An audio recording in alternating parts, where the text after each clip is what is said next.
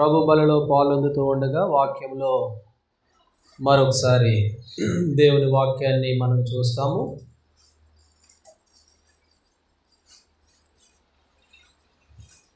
రెండవ రాజుల గ్రంథము 4వ అధ్యాయం.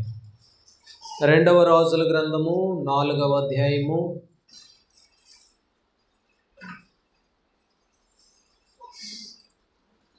42 నుంచి 44 వరకు అందరము కలిసి చదువుకుందాం. ఈ 3 వచనాలని అందరము కలిసి 42 నుంచి 44 వరకు చదువుకుంటాం. మరియు ఒకడు బయల్షెలీషా నుండి మొదటి పంట బాపాతు యావల పిండితో చేయబడిన 20 రొట్టెలను, క్రొత్త గోధుమ వెన్నులను, కొన్ని పండ్లను తీసుకుని వచ్చి దైవజనుడైన అతనికి కానుకగా ఇయ్యగా అతడు జనులు భోజనము చేయుటకు దానిని వడ్డించుమనెను. అయితే అతని పనివాడు 100 మందికి వడ్డించుటకు ఇవి ఎంతవని చెప్పగా అతడు వారు తినగా మిగులునని యెహోవా సెలవిచ్చి ఉన్నాడు గనుక జనులు భోజనం చేయనట్లు వడ్డించమని మరలా ఆజ్ఞ ఇచ్చాడు. పనివాడు వారికి వడ్డింపగా యెహోవా సెలవిచ్చినట్లు అది వారు తినిన తరువాత మిగిలిపోయెను. ప్రభు సహాయం కొరకై ప్రార్థన చేసుకుందాం.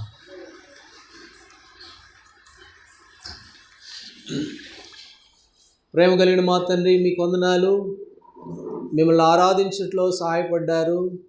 అయితే మీ బల్ల చుట్టూ మేము చేరి రాగలుగుటకు ఈ సమయంలో మీరే మాకు సహాయపడండి.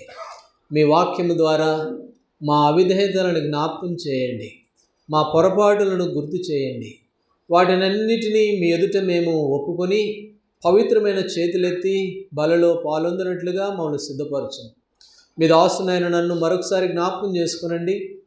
మీ సిలువ చాటును మరుగుపరచండి. చదువుకున్న లేఖన భాగాలు మా ఆత్మీయ క్షేమం కొరకు మీరే విరిచి వడ్డించి మమ్మల్ని తృప్తిపరచమని యేసు ప్రభువారి నామంలో ప్రార్థించి వేడుకుంటున్నాము తండ్రి, ఆమేన్.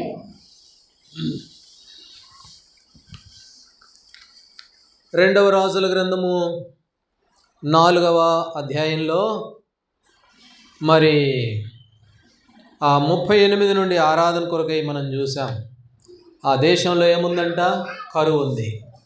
ఆ కరువులో మరి శిష్యులు ఉన్నారు. వారు వంట చేయడం మొదలుపెట్టారు. ఆ సందర్భం అది కరువు ఉన్నటువంటి సందర్భం. ఈ సందర్భంలో ఒక మనుషుడు ఏం చేశాడంట? ఒక ప్రాంతం నుంచి బయలుదేరి మొదటి పంట యవల పిండితో చేయబడిన 20 రొట్టెలు, కొన్ని పండ్లు, కొన్ని గోధుమలు, కొన్ని వెన్నులు, మొదటి పంట అవి తీసుకొని దైవజనుడి దగ్గరికి వచ్చినట్లుగా ఈ భాగంలో మనం చూస్తాం.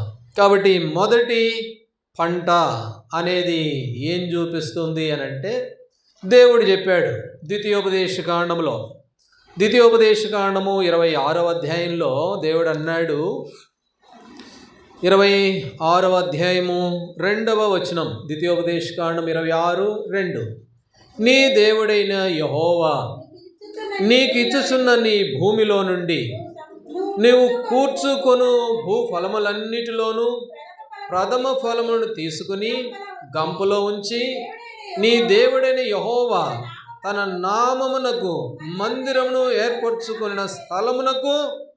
కాబట్టి దేవుడు అన్నాడు ఇశ్రాయేలు ప్రజలతో, నేను మిమ్మల్ని ఐగుప్తులో నుంచి పిలుచుకున్నాను. వాస్తవంగా మీరు విషంతో నింపబడిన ఓటి కుండలు. అయితే ఆ కుండల్లో నుంచి మిమ్మల్ని శ్రేష్టమైన రత్నాలుగా, భూషణ కిరీటంగా నేను మార్చుకున్నాను కదా. ఐగుప్తులో నుండి నేను అలాగ మిమ్మల్ని తీసుకొని వచ్చాను కదా వెలుపటికి.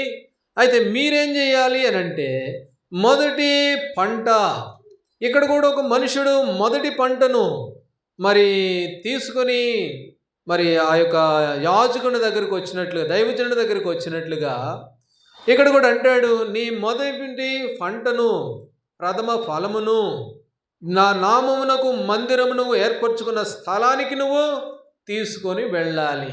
దేవుని మందిరమునకు నీ మొదటి పంటను తీసుకొని రావాలి అని దేవుడు తన ప్రజలకు ఆజ్ఞాపించినట్లుగా మనం చూస్తాం. నిర్గమాకాండం 23వ అధ్యాయము 19వ వచనంలో కూడా ఒక మాట అన్నాడు, నిర్గమాకాండము 23:19.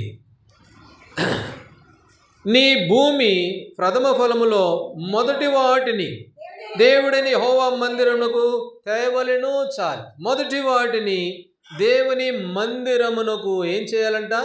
తీసుకొని రావలెను అన్నట్లుగా మనం చూస్తాం. దేవుని మందిరానికి తీసుకొని రావాలి మొదటిది. ఎందుకు తీసుకొని రావాలి?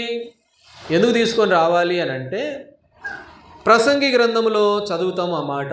5వ అధ్యాయం 19వ వచనం. ప్రసంగి గ్రంథము 5:19. 5వ అధ్యాయము 19వ వచనం.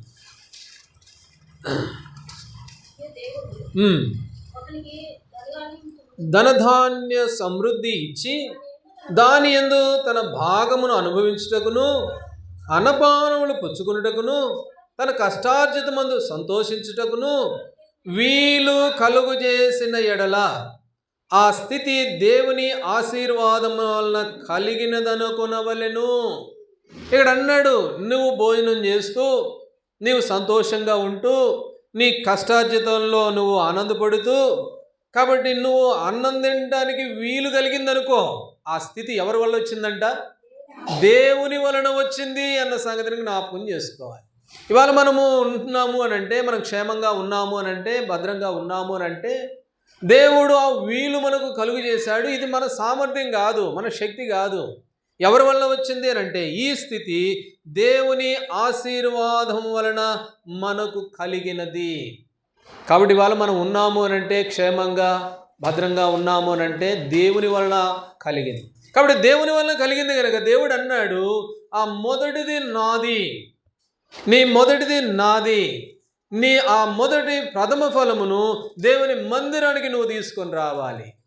కాబట్టి ఈ రాజుల గ్రంథంలో ఈ మనుషుడు అదే చేశాడు. తన మొదటి పంటను దేవుని దగ్గర తీసుకొని వచ్చాడు, దేవుని సన్నిధి దగ్గర తీసుకొని వచ్చాడు, ప్రభు ప్రజల దగ్గర తీసుకొని వచ్చాడు. అందుకని అన్నాడు, ఆ ప్రథమ ఫలమును ఏం చేయాలంట? నీవు దేవుని మందిరమునకు తీసుకొని రావాలి. ఇవాళ క్షేమంగా ఉన్నాము అంటే కేవలం దేవుని కృప. మనం అనుకుంటాం మా శక్తి అండి, మా బలం అండి, మా సామర్థ్యం అండి అనుకుంటాం. కాదు, ఈ స్థితి దేవుని వలన నీకు నాకు కలిగింది. దేవుని వలనే ఇవాళ మనం జీవిస్తూ ఉన్నాం, దేవుని వలనే క్షేమంగా ఉన్నాం. మనం తినడానికి వీలు కలిగింది అని అంటే అది కేవలం దేవుని వలనే. కొన్ని విషయాలు చెప్పుకుంటే బాధగా ఉంటుంది, కొన్ని విషయాలు చెప్పుకుంటే చాలా బాధగా ఉంటుంది. కొంతమందికి ఈ మధ్యకాలంలో మనం చూస్తే చిన్న బాబుకి 2 చేతులు లేవు, తినడానికి కూడా వీలు లేదు. అయితే మనకు తినడానికి వీలు ఉంది అని అంటే కేవలం దేవుని కృప. కాబట్టి అది చూసి మనం ఎంత దేవుని ఘనపరచాలనో అర్థమవుతూ ఉంటుంది. అరే, ఆ చిన్న పసికందు చిన్నవాడు తినడానికి వీలు లేకుండా అయిపోయింది అంటే, తింటాడు ఏదో ఒక విధంగా, కానీ తాను తినడానికి వీలు లేకుండా. అది ఇవాళ నువ్వు నేను క్షేమంగా ఉండి తింటున్నాము అని అంటే ఈ స్థితి ఎవరి వల్ల వచ్చింది?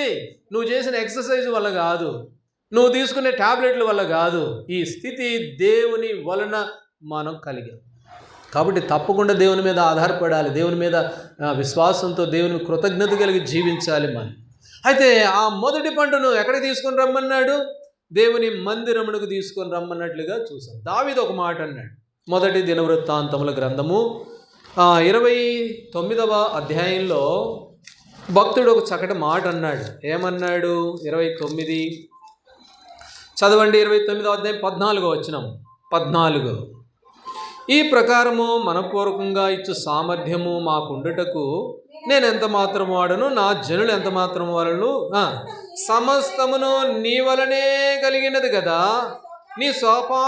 నీ స్వసంపాద్యములో కొంతమేమో నీకు. కాబట్టి ఇచ్చేదంతా దావీదు అన్నాడు, చాలా ఇస్తున్నామయ్యా, నీకు చాలా సమకూర్చాం, నీ కొరకు, నీ మందిరం కొరకు మేము చాలా ఏర్పాటు చేసాం. తోచడానికి కూడా వీలు కానంత ఇనుము, వెండి, బంగారము లెక్కలేనంత చేశాము. అయితే ఇదంతా ఎవరిదన్నాడు? నీ స్వసంపద్యములో అంతా కూడా ఇవ్వలేదు నీకు, కొంత నేను మీకు ఇచ్చాను. కాబట్టి ఉన్నదంతా కూడా దేవుని వలనదే. ఇవాళ మన కుటుంబాలు, మనము ఒక మంచి కష్టపడుతున్నాము, కష్టపడవచ్చు, లేకపోతే ఉద్యోగం చేయవచ్చు, లేకపోతే ఏదైనా విధంగా మనం పోషించబడుతూ ఉన్నామంటే ఇదంతా కూడా దేవుని వలనే మనకు కలిగింది. తినడానికి వీలు కలిగింది అంటే అది దేవుని వలనే. అందుకని దావీదు అన్నాడు, నేనేదో నీకు ఇచ్చానని అనట్లేదు, నీ దాంట్లో నుంచే నీకు కొంత మేము కొంత అంత కూడా ఇవ్వలేదు, కొంతే ఇచ్చాము అన్నట్లుగా మనం చూస్తాం. కాబట్టి ప్రభుబిడ్డలంగా మొట్టమొదటి మనం జ్ఞాపకం చేసుకోవాలి. ప్రభు అంటున్నాడు, నేను నిన్ను ఐగుప్తులో నుంచి విడిపించాను, నేను నిన్ను నీ కుండ పాపంతో విషంతో నింపబడి ఉంటే దాన్ని నేను శుద్ధీకరించాను, బాగు చేశాను, బాగు చేయడం కొరకు నా శరీరం అంతా నీ కొరకే అప్పగించుకున్నాను. అయితే నిన్ను అందులో నుంచి నేను విమోచించాను కదా, విడిపించాను కదా. అయితే నువ్వు చేయాల్సిన పని ఏమిటి అని అంటే, మొదటి పంట ప్రభు అన్నాడు సంఖ్యాకాండంలో, మొదటిది నాది అని అన్నాడు. మొదటిది ఎవరిదంట? ఆయనది. అయితే అక్కడ ఉన్నటువంటి ఒక మనుషుడు కూడా ఆ మొదటి పంటను తీసుకుని వెళ్ళినట్లుగా మనం చూస్తాం. రండి ఇంకో మాట చదువుతాము. కీర్తనల గ్రంథం 166వ అధ్యాయం. కీర్తనల గ్రంథము 66వ అధ్యాయము 14వ వచనం ఎవరైనా తీసిన వారు చదవండి. నాకు శ్రమ కలిగినప్పుడు నా పెదవులు పలికిన మ్రొక్కుబడులను, నా నోరు వచించిన మ్రొక్కుబడులను. కాబట్టి నా పెదవులు పలికిన మాటలను, శ్రమ కలిగినప్పుడు, శ్రమ లేనప్పుడు కూడా, కొన్నిసార్లు సంతోషంలో కూడా అంటుంటాం కొన్ని మాటలు. అయితే భక్తుడు అంటున్నాడు, నేను నా నోటి ద్వారా పలికిన వచించిన మాటలు, ఎప్పుడైతే నేను నా మాటల ద్వారా వచించానో చెప్పాను చూడండి, ఆ మాటలు అవి నేను చెల్లించదను అని అన్నాడు. కాబట్టి నేను చెల్లించదను. అలా చెల్లించిన వాళ్ళు ఉన్నారు బైబిల్లో, అలాంటి వాళ్ళు ఉన్నారు.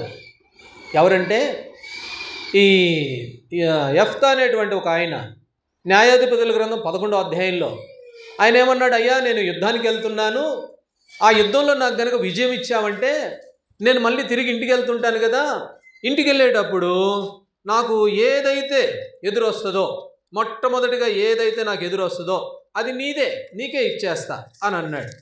అన్నప్పుడు సరే వెళ్ళాడు, దేవుడు విజయం ఇచ్చాడు. సంతోషంతో నాట్యంతో తిరిగి మరి బయలుదేరి వస్తూ ఉన్నప్పుడు ఏం జరిగిందంట, ఆయనకి ఒకటే కూతురంట. ఆ కూతురు ఏం చేసింది, మా నాయన విజయంతో వస్తున్నాడు అని చెప్పి పరిగెత్తుకుంటూ వచ్చింది. ఇక ఆ తండ్రి తల్లడిల్లిపోయాడు. ఎందుకనంటే ఏమన్నాడమ్మా, నేను దేవునికి మాట ఇచ్చాను, ఏది ముందొస్తుందో అది నేను ఇచ్చేస్తాను అని. అంటే దేవుడు కూతురుని అడిగి ఈయనే అనుకున్నాడు ఆ మాట, అంతే. దేవుడు ఏం అడగలా, అది ఈయనే అనుకున్నాడు. అందుకని 66 కీర్తనలు మనం చదువుకున్నాం. నా నోరు వచించిన మ్రొక్కుబడులు నేను, నా నోటి ద్వారా నేను అన్న మాటలు నేను చెల్లిస్తాను అని. అప్పుడు ఈయనే అన్నాడు, ఆమె వచ్చింది. అయితే ఆమె ఏమన్నదో తెలుసా? న్యాయాధిపతుల గ్రంథం 11వ అధ్యాయం 35వ వచనంలో, యెహోవాకు నువ్వు మాట ఇచ్చావా, అట్లయితే నెరవేర్చు, దాన్ని మాట నెరవేర్చు, ప్రాణం పోయిన మాటను తప్పిపోవాకు. ఎందుకంటే నువ్వు దేవుని కుమారుడు, దేవుని కుమార్తెవు. కాబట్టి శ్రమ కలిగినప్పుడు ఒక మాట, శ్రమ తీరిపోయిన తర్వాత ఒక మాట వద్దు. లోకంలో సామెత ఉంటుంది కదా, దాటిన తర్వాత దాన్ని తగలబెట్టేశాడంట. పడవను దాటిన తర్వాత పోయేదాకా జాగ్రత్తగా చూసుకున్నాడు. ఎందుకు అది లేకపోతే అవతలకు పోలేడుగా. మొత్తానికి దాటిన తర్వాత దాన్ని తగలబెట్టేశాడంట. కాబట్టి నీవు నీ పెదవులతో మాట్లాడిని మ్రొక్కుబడులు కానీ నువ్వు జాగ్రత్త చేయి. అందుకని అన్నాడు ఆ కూతురు అన్నది, దేవుడికి మాట ఇచ్చావా, అయితే దాన్ని నెరవేర్చు. రండి 15వ అధ్యాయం కీర్తనల గ్రంథము 15వ అధ్యాయము 4వ వచనం చదవండి. 15:4. అతని దృష్టికి నీచుడు అసహ్యుడు, అతడు యెహోవా యందు భయభక్తులు గల వారిని సన్మానించును. అతడు ప్రమాణము చేయగా నష్టం కలిగిన మాట తప్పడు. కాబట్టి పెదవులతో వచించిన తర్వాత ఒకవేళ అది నష్టమైనా కూడా మాట తప్పుడు. దేవుని మందిరంలో ఉన్నవాడు, ఆ 15వ మొదటి వచ్చినవాడు, యెహోవా గుడారంలో అతిథిగా నిలవదగిన వాడు ఎవడు అంటే దేవుని కుమారుడిగా చేయబడిన వాళ్ళంట. నష్టం కలిగినా కూడా ఏం చేయరంట, వారు మాట తప్పరు. కాబట్టి ప్రభుబిడ్డలంగా మనం జ్ఞాపకం చేసుకోవాలి. ఎన్నోసార్లు మనము ప్రభువుకి చాలాసార్లు మాట ఇచ్చే ఉంటాం, శ్రమ కలిగినప్పుడు కావచ్చు, శ్రమ లేనప్పుడు కావచ్చు. అయితే ఆ మాట విషయంలో ఎలాగున్నాం, మనం ఎలాంటి వ్యక్తులంగా కనబడుతున్నాం? రండి నిర్గమాకాండం 22వ అధ్యాయం. నిర్గమకాండము 22వ అధ్యాయము 29వ వచనం, 22, 29 చదవండి. నీ మొదటి సస్యద్రవ్యములను అర్పింప తడవు చేయకూడదు, ఆలస్యం చేయకూడదు, తడవు చేయకూడదు. ఎందుకంటే అది నాది అని ప్రభు అన్నాడు. కాబట్టి ప్రభువుని మనం ఏం చేయాలంటే అది ఎంత మాత్రం కూడా ఆలస్యం చేయకూడదు, జాగ్రత్త పడు. వాడు ప్రభు బిడ్డలంగా మొదటి తలంపులో జ్ఞాపకం చేసుకుందాం. పెదవులతో మాట్లాడిన మొక్కుబడులు, ఇదిగో నేను ఇది చేస్తానయ్యా, అది చేస్తానయ్యా, ఇది చేద్దాము, అది చేద్దాము అని తీర్మానము, ప్రభుతో మరి నిర్ణయించుకున్నటువంటి ఆ నిర్ణయము. అయితే ఆ విషయంలో తడవు చేస్తూ ఒకవేళ ఉన్నావేమో జ్ఞాపకం చేసుకో. ప్రభు అన్నాడు ఆ మొదటిది నాది. వాస్తవంగా ఈ 2వ రాజుల గ్రంథంలో 38వ వచనంలో ఆ దేశంలో ఏముంది చెప్పండి? కరువు ఉంది. ఆ కరువులో ఉన్న 20 రొట్టెలు ఎందుకు తీసుకొని పోవడం అని అనుకోవాలి. అతను దాచుకుంటే పిల్లలకు తింటారు కదా, ఉన్నది అసలుకే కరువు. సమృద్ధంగా ఉంటే అనుకోవచ్చు, సమృద్ధి కూడా లేదు, కరువు ఉంది అక్కడ. ఆ కరువులో ఈ 4 రొట్టెలు ఉంటే ఇంకొక రోజుకు తినడానికి ఉంటాయి కదా అనుకోవచ్చు అతను. అయితే అట్లా అనుకోలేదు. ఇది కరువు ఉన్నా, కష్టం ఉన్నా, నష్టం ఉన్నా, ఏమున్నా ఇది ఎవరిది? ఇది నా ప్రభువుది. ఎందుకంటే మొదటిది నాది అని ప్రభు అన్నాడు, ఇది నాది కాదు, కాబట్టి నాది నా ఇంట్లో ఉండటానికి వీల్లేదు అని చెప్పి ఒక దూరం నుంచి ఇంకో దూరం పరిగెత్తుకుంటూ వెళ్ళిపోయాడు. బయల్షలీషా నుంచి వేరే దగ్గర నుంచి వేరే చోటకి. ఎందుకంటే ఇది నాది కాదు. గంపలో ఉంచాడంట, నెత్తిన పెట్టుకున్నాడంట, పోయాడంట. దేవుని మందిరంగా ఏర్పాటు చేయబడిన స్థలానికి నేనేం చేయాలట? ఆ మొదటి దాన్ని తీసుకుని రావాల్సిన వారంగా ఉన్నాం. ఇక్కడ మనం చూస్తాము ఆ మనుషుడు ఆ మొదటి ఆ పంటను తీసుకుని వచ్చిన వ్యక్తిగా. అయితే ప్రభు బిడ్డలంగా మనం జ్ఞాపకం చేసుకోవాలి, మన జీవితాల్లో మన ఆత్మీయ స్థితి ఎలాగుంది? నష్టం కలిగిన మాట తప్పుడు. అయితే తడవు చేయకూడదు. అది ఎలాంటి వ్యక్తులంగా కనబడదాం, మనల్ని మనమే పరీక్ష చేసుకుందాం. ప్రభువుకి నా యొక్క మొదటి విషయంలో ప్రభువుని నన్ను ఏర్పాటు చేసుకుని నా కొరకై ప్రాణం పెట్టి కొట్టబడి గాయపరచబడి నా ప్రభువుకి ఇవ్వాల్సిన దాని విషయంలో నా మొదటిది నేను ఎలాగున్నాను, అది వ్యక్తిగతంగా మనం పరీక్ష చేసుకుందాం. సరే, 2వ విషయానికి వెళ్దాం రండి. రాజుల 2వ గ్రంథం 4వ అధ్యాయం 42వ వచనం. మరియు ఒకడు చాలండి. ఎవరంటే ఈయన పేరేంటి చెప్పండి? ఈయన పేరు, ఈ మొదటి పంట తెచ్చిన ఆయన పేరేం పేరు? మరియు ఒకడు. అంతే, పేరు పెట్టచ్చు కదా, బాగుండేది. 38వ అధ్యాయం 38వ వచనంలో కరువు ఉంది. ఆ కరువులో పంట తేవడం అంటే సామాన్యమైన విషయం కాదు. అట్లాంటి గొప్పగా చక్కగా తీసుకొచ్చి వాళ్ళ ఆకలి తీర్చడానికి ఆ దేవుని మందిరం కొరకు చాలా ప్రయాసతోటి ఒక దూరం నుండి తీసుకొస్తే కనీసం ఆయన పేరు కూడా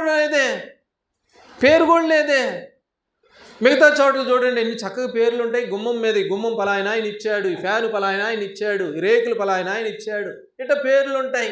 అది ఇక్కడేంటి పేరు కూడా లేదు అని అంటే, పేరు లేదు. పేరు సంపాదించుకోవాలనుకున్నారంట. ఆదికాండం 11వ అధ్యాయంలో రండి, దేవుడు చెప్పాడు భూమిని నిండించండి అని 1వ అధ్యాయంలో దేవుడు చెబితే వాళ్ళు ఏమనుకున్నారంటే, రండి భూమి మీద మనం చెదిరిపోకుండా ఆకాశమునంత పెద్ద గోపురం ఒకటి కట్టి పేరు సంపాదించుకుందాం రండి అనుకున్నారు. ఆదికాండం 11వ అధ్యాయం 4వ వచనంలో మనం పేరు తెచ్చుకుందాం రండి అనుకుంటే దేవుడు వారిని ఏం చేశాడు? తారుమారుని చేశాడు. కాబట్టి ఇక్కడ మనం గమనించినప్పుడు చదవండి, ఆదికాండం 11వ అధ్యాయంలో భూమి అందంతటా చెదిరిపోకుండా ఆకాశంతో శిఖరమును గల ఒక గోపురం కట్టుకొని ఆ పేరు సంపాదించుకుందాం రండి. మనకేం కావాలి? పేరు కావాలి. పేరు లేకపోతే వద్దు. పేరు లేకపోతే అసలు చేసేదే లేదు. ఏదైనా కూడా మనకేం కావాలంటే పేరు కావాలి. అయితే ఇక్కడ ఒక మనుషుడు ఉన్నాడు, కరువులో సహాయపడిన ఈ మనుషుడు పేరు లేదు, ఊరుంది కానీ పేరు లేదు. ఇక ఆయన కూడా మనకులాగా మొహం మార్చుకొని ఉంటాడేమో, నా పేరు లేదు, ఏం లేదు, ఇంత కష్టపడితే ఎంత చేస్తే నా పేరేది అని అన్నాడు ఏమో. మరి అట్లాంటి వ్యక్తి కాదు. అలా అంటే ఆయన గురించి అంతగా చెప్పబడేది కాదేమో. మనమైతే సహజంగా అలాగే అనుకుంటాం. అందుకనే పేరు సంపాదించుకుందాం రండి అనుకున్నారంట. మత్తయి సువార్త 23వ అధ్యాయంలో కూడా ఒకళ్ళు ఉన్నారు రండి. ఇక్కడ కూడా కొంతమంది ఉన్నారు. మత్తయి సువార్త 23వ అధ్యాయము 5వ వచనం 23. మనుషులకు కనబడు నిమిత్తము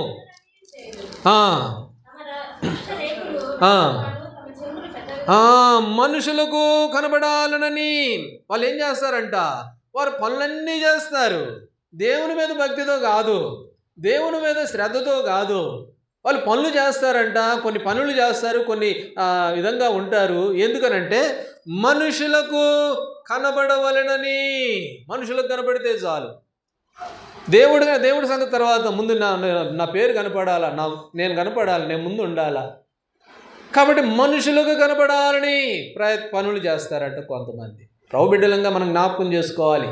ప్రభు ద్వారా ఇవన్నీ కూడా మన హెచ్చరికలు, మన ఆత్మీయ జీవితాలు సరిచేయబడి ప్రోత్సాహపరచబడి ప్రభు కొరకై మనం జీవించేందుకు కొరకు ఇవన్నీ మనకి దేవుడు మనం క్షేమం గురించి చెప్తున్న మాటలు ఇవి. కాబట్టి ఒకటి ఏమిటి అని అంటే, నీ మొదటి సంగతి విషయం ఎట్లా ఉంది ప్రభువుకి ఇచ్చే విషయంలో. అది ఏమైనా కావచ్చు, డబ్బులు కావచ్చు, ఇంకోటి కావచ్చు, సమయం కావచ్చు, ప్రభువుకి ఇవ్వాల్సిన ప్రాధాన్యత కావచ్చు. కొన్నిసార్లు ఏం చేస్తామంటే మిగిలిన వాళ్ళకి ఇచ్చినంత ప్రాధాన్యత దేవుని మందిరానికి ఇయ్యం, అది కూడా పొరపాటే. కాబట్టి ప్రభువుకి ఇవ్వాల్సినంత సమయం ప్రభువుకి ఇయ్యం. అది మొదటిదంతా నాదిన ప్రభు అంటే ప్రభువుని పక్కన పెట్టేసి మిగతాయన్ని మనం చూస్తూ ఉంటాం ప్రభువుని ప్రేమించే విషయంలో కూడా. రెండవది పేరు కొరకు. కాబట్టి మనుషులకు కనబడవలనని. యోహాను సువార్త 12వ అధ్యాయం. యోహాను సువార్త 12వ అధ్యాయము 43వ వచనం. యోహాను సువార్త 12:43. వారు దేవుని మెప్పు కంటే. కాబట్టి ఎవరు వీళ్ళు? వేషధారులు. ప్రభు మీద నమ్మినటువంటి వాళ్ళు కాదు వీళ్ళు. ప్రభుని నమ్మారు కానీ చెప్పుకునేవాళ్ళు, మేము దేవుని బిడ్డలని చెప్పుకునేవాళ్ళు. వీళ్ళు ఎట్లాంటి వాళ్ళు అంటే, వారు దేవుని మెప్పు కంటే. ఎవరు మెప్పును కోరుతారంట? వారు మనుషుల మెప్పునే కోరేవారుగా ఉంటారు. దేవుని మెప్పు కదా కావాల్సిందంటే, దేవుని మెప్పు సంగతి తర్వాత సంగతి. మమ్మల్ని మనుషులు గుర్తిస్తే చాలు, పేరు వస్తే చాలు మాకు. కాబట్టి ప్రభు బిడ్డలంగా మనం జ్ఞాపకం చేసుకుందాం. ప్రభు ఇంటిలో, ప్రభు పరిచర్యలో, లేక దేవుని దగ్గర ఎలాంటి వ్యక్తులుగా నేను ఉన్నాం. మనము ప్రభువుని ప్రేమించే విషయంలో, ప్రభుకి ఇచ్చే విషయంలో, నీ మొదటి అర్పణం విషయంలో నువ్వు ఎంత వెనుకబడి ఉన్నావు? మొదటగా ఉన్నావా, వెనుకున్నావా? రెండవది అయితే ప్రభువుకి మెప్పు కలగాలి కానీ మనుషులను మెప్పు కొరకు ఒకవేళ ప్రయత్నం చేస్తున్నావేమో.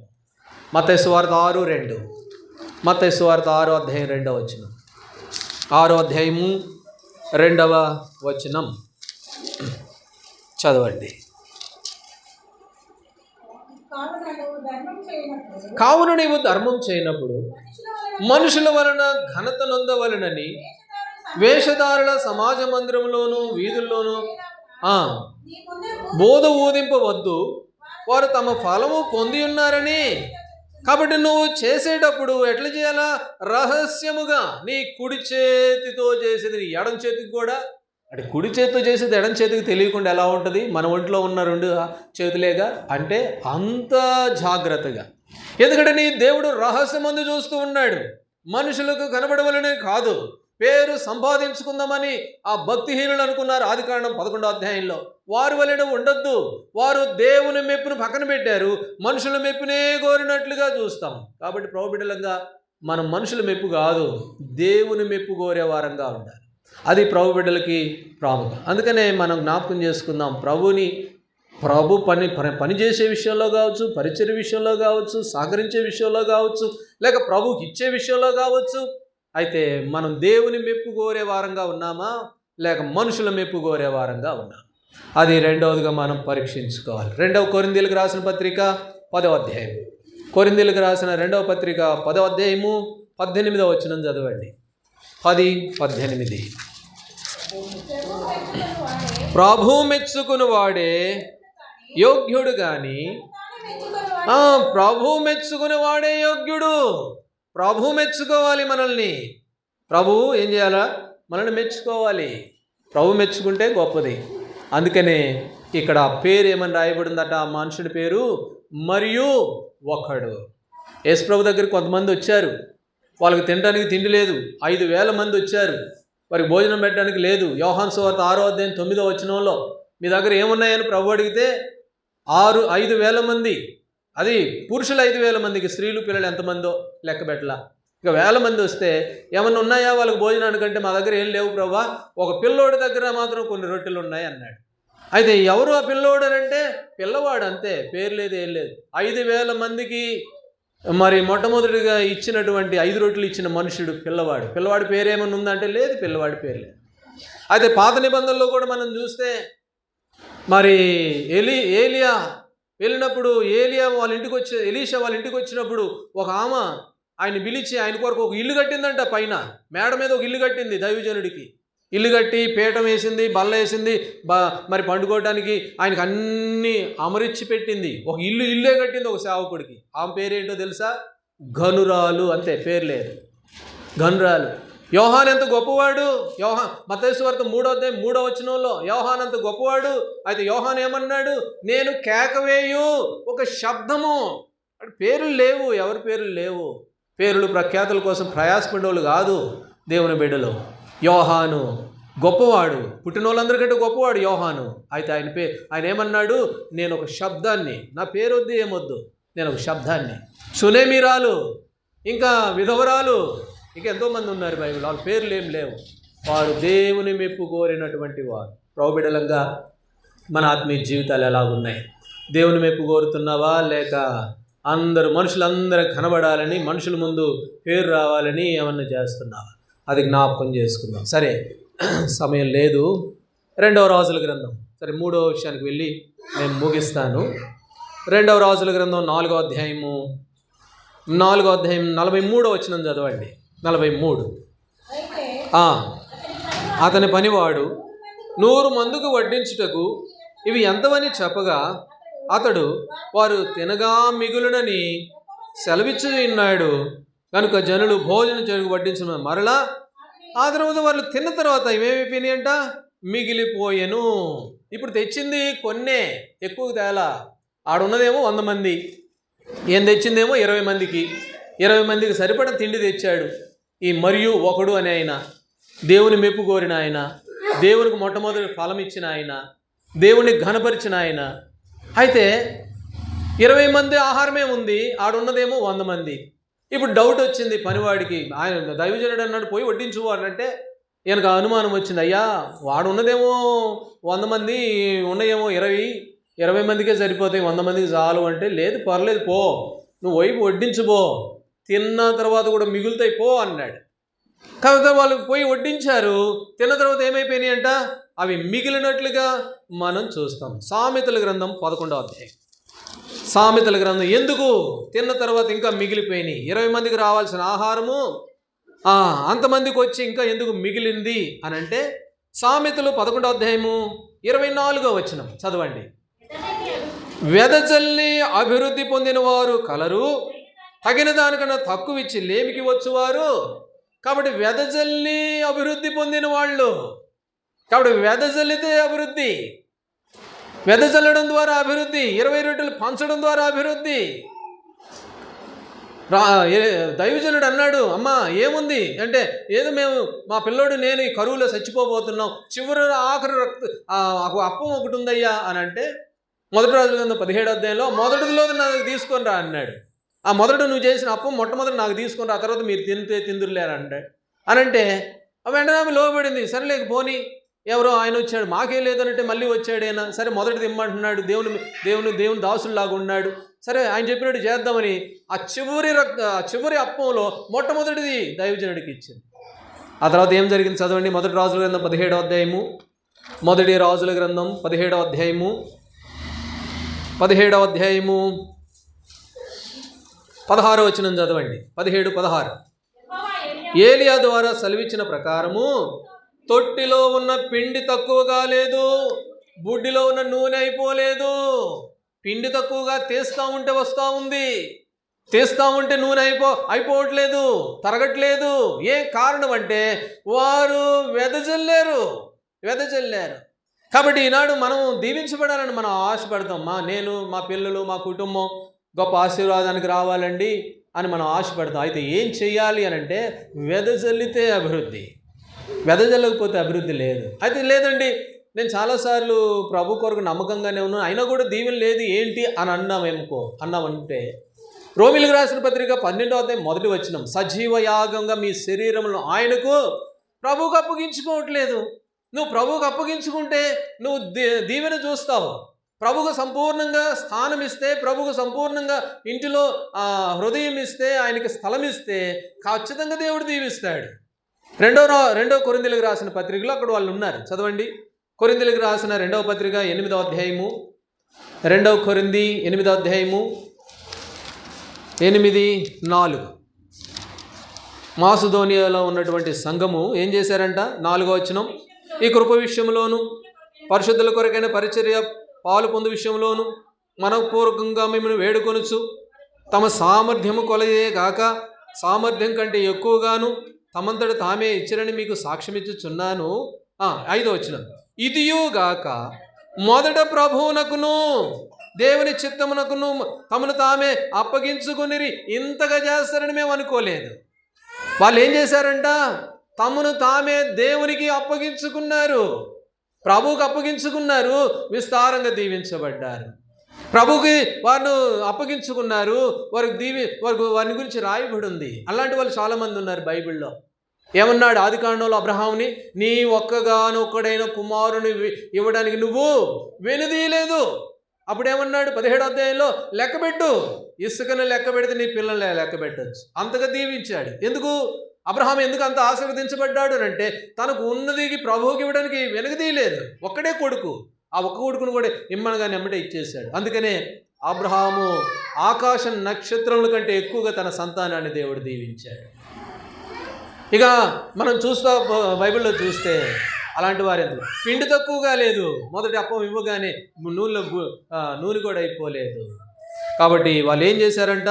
తమను తామే వారు అప్పగించుకున్నారు, ప్రభుకి అప్పగించుకున్నారు. అందుకనే అభివృద్ధి ఎందుకు, దీవెన ఎందుకు అభివృద్ధి అని అంటే, ఈ 20 రొట్టెలు 100 మందికి ఎట్లా సరిపోయినాయి అని అంటే వారు ప్రభువుకి అప్పగించుకున్నారు, దేవుని చేతిలో పెట్టారు.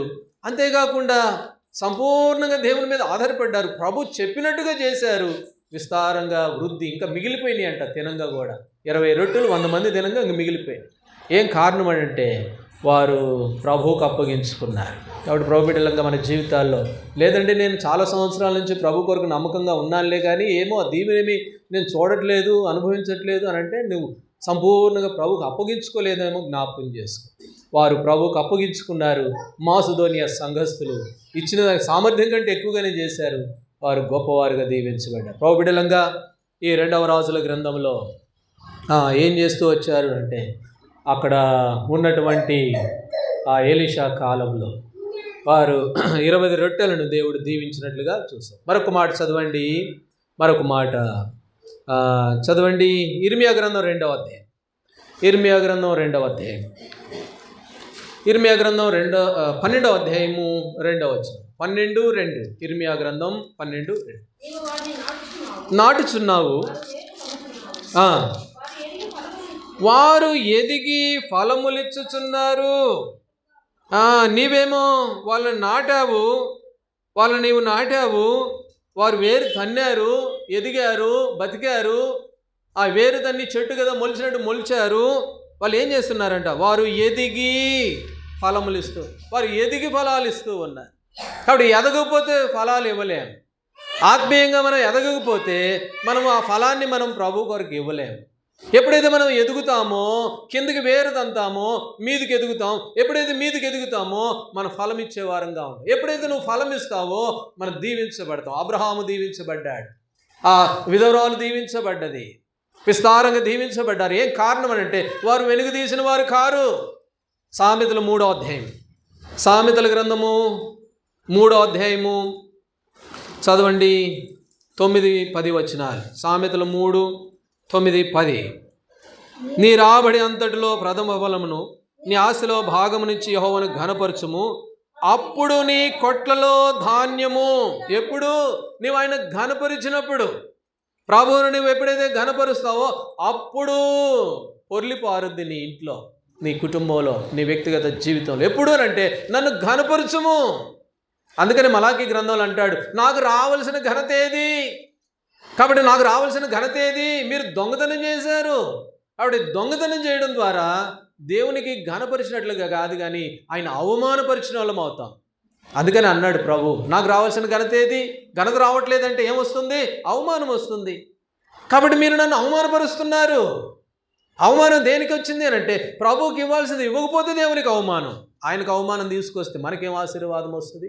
అప్పుడు నీ కొట్లలో ధాన్యము. ఎప్పుడు? ప్రభువుని నీవు ఘనపరిచినప్పుడు. కాబట్టి సమృద్ధిగా ఉంటుంది. ఎప్పుడు అని అంటే నువ్వు ప్రభువును ఘనపరిచినప్పుడు. కాబట్టి ఈ భాగంలో మనం చూస్తాము ప్రభువును ఘనపరిచే విషయం. ప్రభువుని మనం ఒకసారి జ్ఞాపకం చేసుకుంటాం. మన ఆత్మీయ జీవితాల్లో ఒక్కసారి పరీక్ష చేసుకుందాం. మొట్టమొదటిది, ప్రభువుకి ఇచ్చే వ్యక్తిగా ఉన్నావా? రెండవది, ప్రభువుకి ఇవ్వడమే కాదు, సరే ఇస్తే మంచిది, నీ పేరు కొరకు ఏమైనా చేస్తున్నావా? ప్రభు పేరు కొరకు ప్రభు దగ్గర మెప్పు పొందే వ్యక్తిగా ఉన్నావా? మనుషుల దగ్గర మెప్పు పొందే వ్యక్తిగా ఉన్నావా? అంతేకాక మూడవది, ఆ ప్రభుకి ఆ వృద్ధి వెదజల్లితే అభివృద్ధి వస్తుంది. ఎప్పుడైనా వెగదిల్లావా? చేతులు ముడుచుకున్న వ్యక్తిగా ఉన్నామా? అది మనం ఆత్మీయంగా పరీక్ష చేసుకోవాలి. యేసుప్రభువారు మందిరంలో వాక్యం చెప్పిన తర్వాత అందరు కానుకలు వేయడానికి వచ్చారంట. రండి, లూకాసు వార్త 21వ అధ్యాయం. లూకాసు వార్త 21వ అధ్యాయము 21 మొదటి వచనం చదవండి. నేను ముగిస్తాను, ప్రార్థనలోనికి వెళ్దాం. 21, కానుకలు పెట్టెలో తమ కానుకలు వేయుచున్న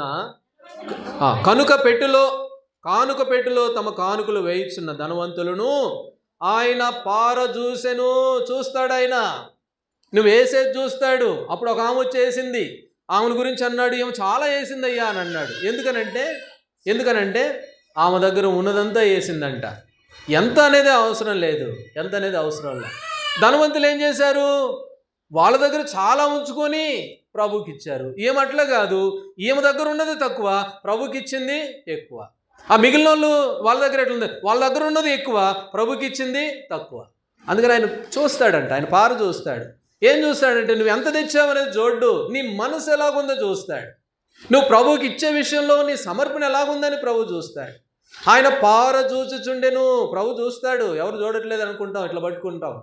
కాబట్టి అది అందులో ఎంత ఉందనేది అనవసరం. ఆ మనసు ఎట్లాంటిదిగా ఉంది? నీవు దేవుని ఘనపరిచే విషయంలో అవమానపరుస్తున్నావా, ప్రభుని ఘనపరుస్తున్నావా? ప్రభు చూస్తాడు. హృదయాన్ని ఎరిగిన వాడు. కాబట్టి మన మనసును చూస్తాడు. కాబట్టి జ్ఞాపకం చేసుకుందాం, మనుషులకు కనపడాలని కాదు, ప్రభువు మెప్పు మాత్రమే కోరే వ్యక్తులంగా. ఒకసారి పరీక్ష మన ఆత్మీయ జీవితాల్లో ఈ విషయాల్లో మనం ఎక్కడే వెనకబడిపోయి ఉన్నాం. ఈ 2వ రాజుల గ్రంథంలో ఒక మనుషుడు ఇది నాది కాదు అనుకున్నాడు. పండించింది నువ్వే కదా, పండించింది నేనే, ఈ రొట్టెలు కాల్చింది నేనే, మా ఇంట్లో వాళ్ళే, కానీ ఇవి నావి కావు. ఎందుకంటే ఇది మొదటిది, ఇది నా ప్రభువుది, నా ఇంట్లో ఉండటానికి వీల్లేదనుకున్నాడు. గంపలో పెట్టుకున్నాడు, దూరం బయలుదేరి వెళ్ళిపోయాడు. అంత దూరం ఏం పోతాంలే, ఈసారి ఆయన వచ్చినప్పుడు చూసుకుందాంలే, లేదు అట్లేదేం లేదు, దూరం వెళ్ళిపోయాడు. అది మా ఇంట్లో ఉండడానికి లేదు. అందుకని ఒక సామెత ఉందిగా, ఏంటి? పరుల సొమ్ము, అదే అట్లాంటిది అనుకున్నాడో ఏమో, ఇది నాది కాదు. కాబట్టి ప్రభుకి ఇచ్చేశాడు. అయితే పేరు కోసం చేయలేదు. కొంతమంది అయితే నాకు పేరు రావాలా, కొన్ని చోట్ల ఉంటాయి, కొన్ని సంఘాల్లో ఎట్లుంటాయి అంటే, ఎక్కువ ఇచ్చిన వాళ్ళ పేరు మొట్టమొదటి రాస్తారు. లిస్ట్ ఉంటుంది అనమాట. ఎక్కువ ఇచ్చిన వాళ్ళ పేరు మొట్టమొదట, తక్కువ ఇచ్చిన వాళ్ళ పేర్లు రెండవది, ఇంకా తక్కువ ఇచ్చిన వాళ్ళు. కానీ అలాంటి పేరు కోసం కాదు, కాబట్టి పేరు కొరకు చేయలేదు ఆ మనుషుడు. కాబట్టి మన జీవితంలో మనం కూడా జ్ఞాపకం చేసుకుందాం, దేవుని మెప్పు మాత్రమే కోరుకుందాం, మనుషుల మెప్పు కాదు. కాబట్టి మూడవదిగా, ఎప్పుడైతే వెదజల్లుతావో, మనం దీవించబడాలని ఆశ ఉంటుంది కదా, మన ఇంట్లో మన కుటుంబాల్లో ఆశీర్వదించబడాలని, నేను అన్ని విషయాల్లో వృద్ధి చెందాలని అనుకుంటాం కదా. అయితే ఏం చేయాలంట? వెదజల్లితే అభివృద్ధి వస్తుంది. తగ్గిన దానికన్నా తక్కువ చేస్తే వృద్ధి ఉండదు, దాచుకుంటే వృద్ధి ఉండదు. ప్రభు విషయంలో మిగతా అన్ని విషయాల్లో దాచుకుంటే వృద్ధేలే, కానీ దేవుని విషయంలో మాత్రం ఎప్పుడైతే వెదజల్లుతామో అప్పుడు అభివృద్ధి. అలా చేశారు, అబ్రహాం చేశాడు, ఆ విధవరాలు చేసింది, ఇంకా ఎంతోమంది ఉన్నారు దేవుని కొరకే సమర్పణతో ముందుకు వచ్చారు. వారి జీవితంలో పిండి తక్కువ కాలేదంట, నూనె అయిపోలేదంట, తీస్తూ ఉంటే వస్తూ ఉంది, ఎంత తీసినా వస్తూ ఉంది. ఇవేవి కూడా అబద్ధాలు కావు, ఈ కట్టుకథలు కావు, దేవుని వాక్యంలో రాయబడిన సంగతులు, భక్తులు వారి జీవితాలు అనుభవించిన సంగతులు. అందుకని అన్నాడు, నా పెదవులు నాకు శ్రమ కలిగినప్పుడు, అంటాం కదా, శ్రమ కలిగినప్పుడు, అయ్యా ఈ కష్టంలోంచి నన్ను బయటపడి నేను ఇది చేస్తానని అంటాం కదా, ఆ పెదవులు వచించిన మొక్కుబడులు నేను చెల్లించకుండా ఉండను. ఏరు దాటిన తర్వాత తగలబెట్టే వ్యక్తిగా నేను ఉండను. ఎందుకంటే నష్టం కలిగిన కూడా మాట తప్పను. దేవుని బిడ్డ మాట తప్పడంట. ఇక్కడ ఎన్నోసార్లు మనం కూడా ఎన్నోసార్లు అన్నాం, ఇగో ఇది చేద్దాం, అది చేద్దాం, ఇటు చేద్దాం, అటు చేద్దాం. ఒకవేళ మనుషులు తనపోయిన దేవునితో ఎన్నోసార్లు అనుకుని ఉండొచ్చు, దేవుడు ప్రేరేపించి ఉండొచ్చు. తడవు చేయొద్దు, తడవు చేస్తే నష్టం. కాబట్టి ప్రభు బిడ్డలంగా మనం జ్ఞాపకం చేసుకుని మన ఆత్మీయ జీవితాలు మరి ప్రభు ఎదుట ఎలాంటివిగా ఉన్నాయో ఒకసారి పరీక్షించుకుంటూ మనము ప్రభు యొక్క బలని సమీపించే వారంగా ఉంటాం. దేవుడు ఆ విధంగా మనకు సహాయపడును గాక.